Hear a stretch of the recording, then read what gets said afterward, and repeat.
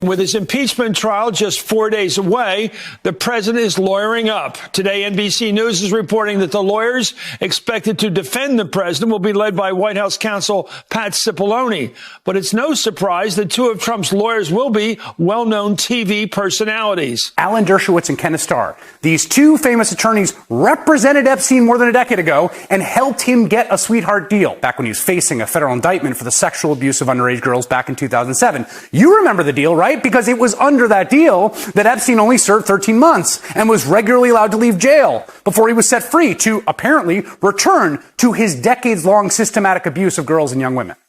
For Ken Starr, the shoe is now on the other foot, of course. After prosecuting the case against one president, he's now defending another.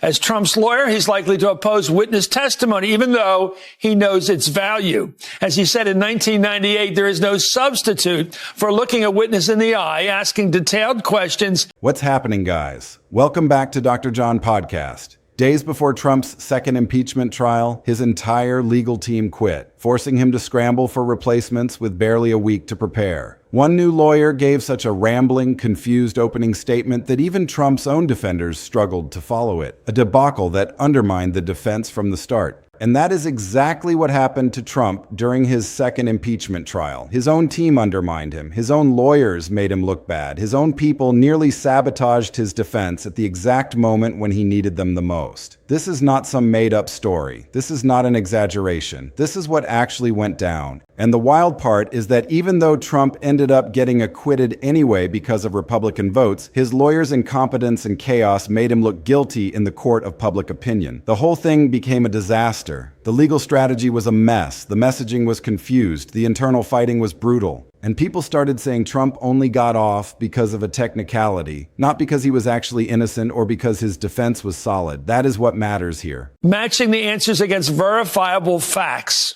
Well, the record from back then also shows that Donald Trump did not hold Starr in very high esteem. I think Ken Starr is a lunatic. I really think that Ken Starr is a disaster. It was a long and terrible process. I really think that Ken Starr was terrible. Well, likewise, Starr has recently criticized Trump, saying his tweet against Ambassador Marie Yovanovitch was poor judgment and that Ambassador Gordon Sondland's testimony bolstered the case for impeachment. The president was not advised by counsel in deciding to do this tweet. Extraordinarily poor judgment. The president frequently says, I follow my instincts. Sometimes we have to control our instincts. We have Gordon Sondland's understanding.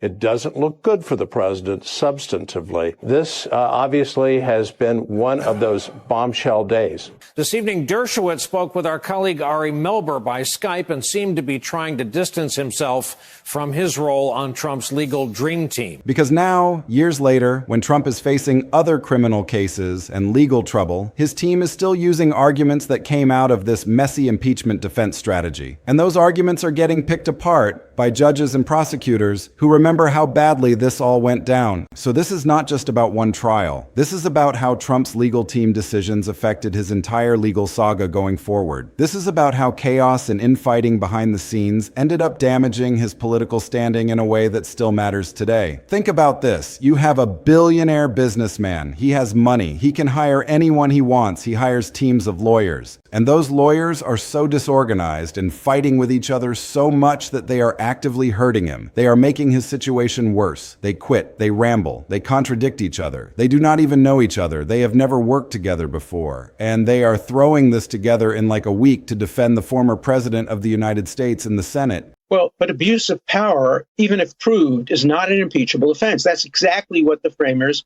rejected. They didn't want to give Congress the authority to remove a president because he abused his power. They have to prove treason. They have to prove bribery, or they have to prove other crimes and misdemeanors. Other refers to crimes of the kind, such as treason and bribery. Interesting. So let me make sure I understand for viewers, because you're making news here about what you will argue on the president's behalf in the Senate trial. The news you're making, as I understand it, is that, quote, abuse of power, in your argument, does not constitute as a high crime under the Constitution? That's exactly right. I think it's very clear that what the president has done here in withholding aid to try and force another country to investigate his political rival is really the kind of abuse of power that Can you imagine a more stressful, chaotic, unprofessional situation? Yeah, so that is what Trump faced. His own team screwed him, and the story of how it happened and why it happened is absolutely crazy. Let us go back to the beginning of this story. Early January 2021, Trump has just been impeached by the House, the second impeachment in his presidency. The Senate is about to have a trial, and Trump does what any rich person would do. He hires lawyers, good lawyers, experienced lawyers. He brings in Butch Bowers. This guy is a seasoned defense attorney from South Carolina. He has worked high-profile cases. He is known for defense work. He knows what he is doing. Trump also brings in other attorneys, 5 total, 5 lawyers, all supposed to work together. These are supposed to be the best people for the job. Trump is paying them good money. We are talking serious legal fees here. They are getting ready for the trial. They are working on the strategy. They are building the defense. framers were warning against. I think there's 2 objectives to this strategy.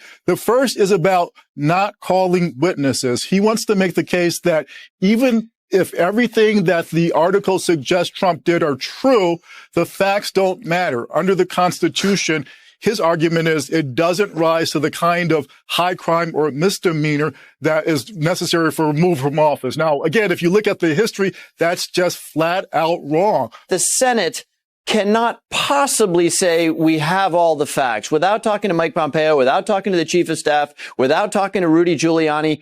If the Senate says, gosh, we've heard enough, we don't need to talk to those people, it will be one of the most irresponsible moments in American history because, as you point out, every single day there is new and incriminating evidence. They are consulting with Trump. They are talking to advisors. They are getting prepared. Everything seems fine, or so you think.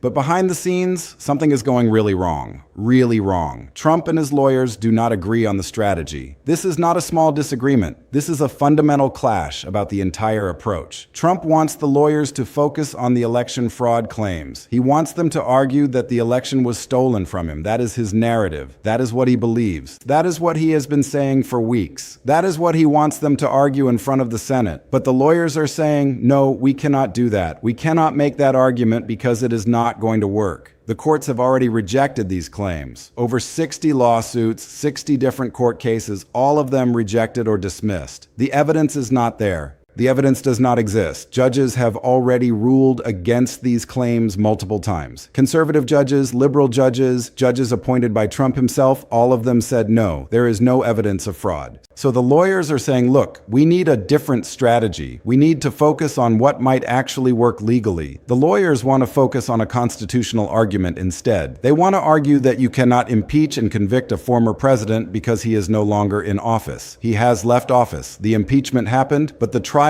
is happening after he is already gone. So is it even constitutional to put a former president on trial? That is the argument they think will work. That is the technical legal argument that might actually persuade senators to vote for acquittal. It is a procedural argument. It is about the process itself, not about what Trump did on January 6th. But Trump does not want that. Trump hates that argument. Trump wants the election fraud argument. Trump wants the big splashy narrative about the stolen election and how he was cheated. Trump wants to tell his story. Trump wants his lawyers to fight for him on the facts, not hide behind technical arguments. The lawyers and Trump cannot agree on this. The tensions are rising. The arguments are getting heated. People are yelling. People are frustrated. This is supposed to be a unified defense team working together for a common goal, but they are falling apart. They are fighting with each other. They are fighting with Trump. They cannot find common ground. They cannot compromise. The disagreements are too fundamental. And then just days before the trial is supposed to start, just days before everything kicks off, it happens. All 5 lawyers quit. They all walk away. They all say, we are out. We cannot work with you. We cannot build a defense on something we do not believe in. We cannot go into the Senate and make arguments we do not think will work. We are not going to stake our reputations on this. So they quit. All of them. All 5 attorneys gone at the worst possible time. When Trump needs them the most. When the trial is about to start in just days.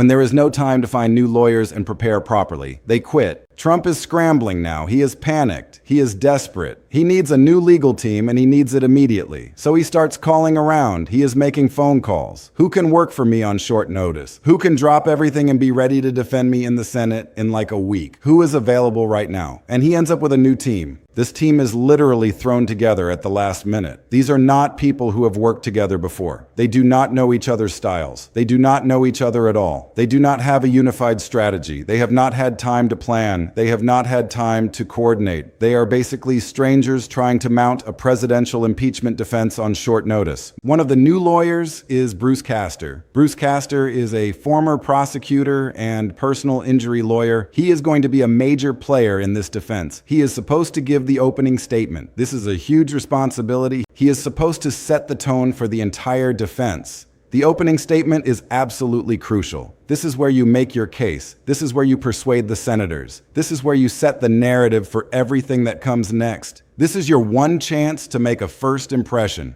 So Castor gets up there. It is February 9th, 2021. All 100 senators are watching. The whole country is watching. C-SPAN is broadcasting it live. News networks are covering it. This is the moment. This is the big speech. This is where Castor is going to explain Trump's defense and why the senators should vote to acquit him. This is it. And then Castor starts talking and he immediately starts rambling. He goes off script. He starts improvising. He is not following his notes. The BBC described it as bewildering. That is the exact word they used. Bewildering, confusing, not making sense. Castor just wanders through his opening statement for 48 minutes. 48 minutes. He talks about how much he respects the senators. He flatters them. He makes compliments. He makes vague arguments that go nowhere. He does not have a clear point. He does not have a coherent narrative. He does not build to an argument. He is just kind of rambling from topic to topic without connecting anything. And then to make matters worse, he says something that directly contradicts Trump's own narrative. This is a major mistake. Castor says impeachment is unnecessary because voters have already removed Trump from office. The election happened. Trump lost. The voters removed him from the presidency. So why do we even need to impeach him? He is already gone. Why are we having this trial? That sounds logical in a certain way, except Trump has been saying something completely different. Trump has been saying the election was stolen. Trump has been saying he actually won. Trump has been pushing this narrative for weeks that he was cheated out of the presidency. Trump believes the election was rigged. And here is his own lawyer on the Senate floor saying, no, the voters removed you fair and square. The election was legitimate. You lost. That is the opposite of what Trump wants him to say. That is undercutting Trump's entire narrative. That is helping the prosecutors instead of the defense. And it gets worse because the legal commentators are watching this and they are confused and upset. Alan Dershowitz, who defended Trump in the first impeachment just a year earlier, is watching this Castor performance and he goes on television and he says, I have no idea what Bruce Castor is doing. There is no argument here. I have no idea why he is saying what he is saying. What is his point? What is he trying to accomplish? This is a mess. This is a disaster. This is supposed to be defending the former president, and instead it is just confusing everyone. And Trump is watching this unfold live, and he is furious. He is absolutely enraged at Castor. Trump wanted a strong defense. Trump wanted his lawyers to make powerful arguments that support him. Trump wanted to dominate the Senate floor. Trump wanted aggressive pushback. But instead, his lawyer is rambling incoherently and confusing everyone, including his own client. Trump is watching this in real time, and he is getting angrier and angrier. So Trump's advisor, Justin Clark, reportedly tells Castor after his opening statement that Trump wants him to stay off television for the rest of the trial. In other words, shut up. Do not say anything else. Stop talking to the media. Stop making public appearances. You are hurting us. You are making this worse. Do not talk anymore. Castor is so upset and humiliated by this that he storms out of a meeting at Trump's hotel. He just walks out angrily. He leaves the meeting. He leaves the room. There is confrontation. There is yelling. There is tension. It is chaos. It is dysfunction at the highest level. This is supposed to be the president's legal defense team. And they are falling apart in real time. They are fighting with each other. They are arguing with Trump. They do not even know each other well enough to work together. They have never worked together before this week. They have different styles, different approaches, different personalities. And now they are trying to mount a defense of a second impeachment trial on behalf of the former president of the United States. It is like trying to fly a plane while it is falling apart during flight. That is how one observer described it. The New York Times reported that the team was like a plane being held together with duct tape as it attempted to land safely. That is the actual quote from the Times. A plane held together with duct tape trying to land. That is how bad Trump's impeachment defense team was. So they finally get through Castor's opening statement disaster, and then the rest of the defense team takes over and tries to salvage this thing, but the messaging is all over the place. The legal strategy is confused and unfocused. The team is divided into different factions. They are making technical arguments. They are arguing that impeaching a former president is unconstitutional because he is no longer in office. They are arguing that the Senate does not have jurisdiction because Trump left office. They are arguing that the charges are flimsy and do not meet the standard. They are making procedural arguments and constitutional arguments instead of actually defending Trump's conduct on January 6th. They are not addressing the violence at the Capitol. They are not addressing the incitement. They are not addressing Trump's speeches. They are not telling a coherent story about what Trump did and why it was okay or why he did not incite a riot. Instead, they are just attacking the process. They are just saying, this trial is illegitimate. This is unconstitutional. This violates due process. The prosecutors are wrong. The House managers are wrong. That is their entire strategy. Focus on procedure, not substance. And while these might be valid legal arguments in some context, they are terrible political and messaging arguments. They are terrible for Trump's brand. They make it sound like Trump is getting off on a technicality or legal loophole. They make it sound like he is avoiding accountability through a procedural issue. They do not make him look innocent. They do not vindicate him. They make him look guilty, but legally protected. Big difference. Let me break down what actually happened here and what it all means for Trump going forward. Trump's entire original legal team quit because they could not agree with him on strategy. This is huge. This shows massive dysfunction from the very beginning of the trial process. Trump wanted one strategy. His lawyers wanted another. They could not compromise. They could not find middle ground. They could not persuade Trump. Trump could not persuade them. So what do? They just left. All 5 of them gone. Quit out of the case. This is not normal. This is not what happens in professional legal teams at that level. Professional teams find compromise. Professional teams work things out. But this is what Trump's chaos and leadership style creates. Dysfunction, people quitting, teams falling apart, people not wanting to work with him. The replacement team was thrown together on short notice with no time to prepare properly or coordinate. They barely knew each other. They had not worked together before. They had never even met before this week. They were trying to mount a presidential impeachment defense in like a week. That is not enough time. That is not professional. That is desperate scrambling. That is crisis mode. Bruce Castor's opening statement was so bad that even people defending Trump openly said it made no sense. Even Trump's own supporters said it was terrible. He rambled. He contradicted Trump's own narrative about the election. He confused the senators. He confused the public. He confused the media. Everyone watching it was like, what is happening here? What is this guy saying? There is no coherent argument. There is no clear defense strategy. He is just talking and talking without saying anything real. And Trump was so mad about it that he told Castor to stop appearing on television. The legal strategy focused on technical constitutional arguments instead of actually defending Trump's conduct on January 6th. They did not address the violence. They did not address the incitement claims. They did not say Trump did nothing wrong. They just said impeaching a former president is unconstitutional. That is a very different argument. That is an argument about process, not about substance. That is an argument about whether the trial should even be happening, not about whether Trump is innocent or guilty. And that made Trump look bad politically, even though he was technically acquitted legally. Here is why this matters. Trump ended up getting acquitted because enough Republican senators voted to acquit him. He survived the trial. He was not convicted. Technically, he won. But his lawyer's incompetence made him look like he got off on a technicality. Instead of being vindicated on the facts, instead of people thinking Trump is innocent, people think Trump is legally protected, but probably guilty. That is the worst possible outcome. You lose the moral and political victory. You keep the legal victory, but you lose everything else. Now, fast forward to years later, when Trump is facing criminal charges and civil lawsuits. His legal team starts making arguments based on this impeachment trial. They argue that the Senate acquittal means he cannot be prosecuted again because that would violate double jeopardy. They argue that his speech is protected by the First Amendment. They make other technical arguments that echo the strategy that failed so badly during the impeachment trial. And judges and prosecutors look at these arguments and they remember the impeachment trial fiasco, and and they do not take these arguments seriously. The credibility is already damaged. The legal strategy is already discredited. Trump's team already established a pattern of making technical arguments instead of addressing the substance of the allegations. So when they make these arguments again in later cases, nobody is impressed. Nobody thinks these are serious arguments. They think it is more technicality hunting. They think it is more legal maneuvering instead of actually defending Trump's actions.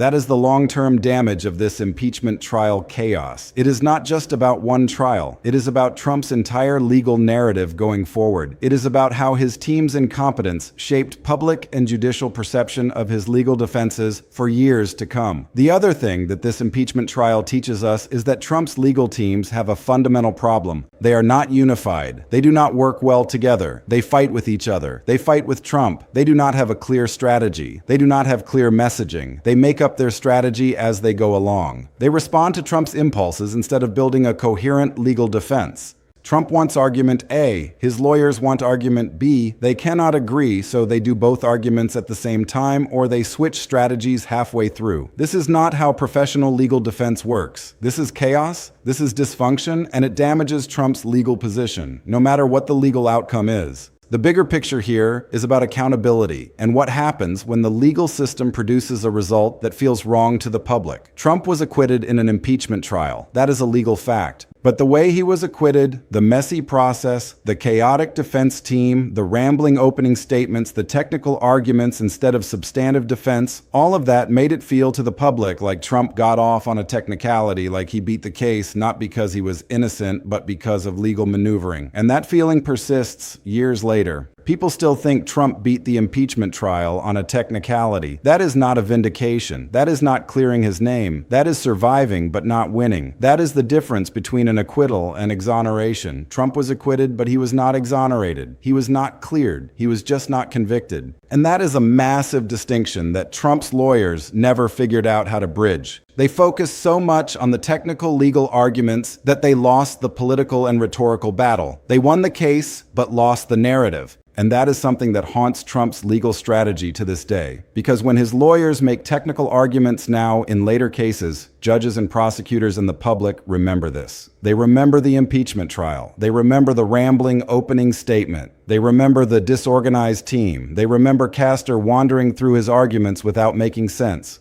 They remember that Trump got acquitted, but only because Republicans voted to acquit him, not because his defense was actually good or convincing. And that memory affects how seriously people take his current legal arguments. So this is the full story of Trump's second impeachment trial. This is about how his own lawyers screwed him, even though technically he won the case and got acquitted. This is about how chaos and dysfunction inside his legal team affected not just that one trial, but his entire legal narrative going forward for years. This is about how lawyers quitting, rambling, opening statements, internal fighting, and confused strategy combined to create a situation where Trump survived legally, but was damaged politically and narratively in ways that matter long term. This is about the difference between winning and winning well. Trump won the impeachment trial. He was acquitted by the Senate. 57 senators voted guilty, but you need 67 to convict. So he was acquitted. But he did not win well. His team did not execute. His team did not deliver a clear, coherent defense. His team did not vindicate him. His team did not prove his innocence. His team just barely got him across the finish line, while the whole thing fell apart behind the scenes. And that matters because it shows that even when Trump has money and resources and access to good lawyers, his leadership and his chaotic decision-making style undermines those advantages. His lawyers could not even work together to mount a coherent defense. They fought with him, they fought with each other, they quit, they rambled, they contradicted the narrative, they focused on technicalities, they lost the public relations battle even as they won the legal battle. And the damage from that loss persists years later when Trump's team makes similar technical arguments in other criminal cases and other lawsuits. And people do not take them seriously because they remember the impeachment trial disaster. They remember the chaos. They remember the incompetence. They remember Castor rambling. They remember Trump getting acquitted on a technicality instead of being vindicated. Fast forward to years later, Trump is facing federal criminal charges. Trump is facing civil lawsuits. Trump's legal team starts making arguments about double jeopardy. They argue that the Senate acquittal bars prosecution for the same conduct. They argue that trying Trump again violates the double jeopardy clause. They argue that you cannot be tried twice for the same thing. Judges look at this argument and they think back to the impeachment trial. They remember how his lawyers argued purely on technical constitutional grounds. They remember how the team was disorganized. They remember the rambling opening statement. They remember that Trump got off on a procedural issue. And they do not take these new arguments as seriously as they would if Trump's team had mounted a coherent substantive defense in the impeachment trial. The credibility damage sticks with him. The legal strategy from the impeachment trial haunts Trump in later cases. Because when you lose the political and messaging battle, even though you win the legal battle, that affects how judges and prosecutors view your future legal arguments. That affects the narrative. That affects credibility. And that is what happened to Trump. His own lawyers, the people he hired to defend him, ended up making him look worse than if he had just defended himself. They quit on him. They rambled on national television. They contradicted his own narrative. They made technical arguments that made him look guilty,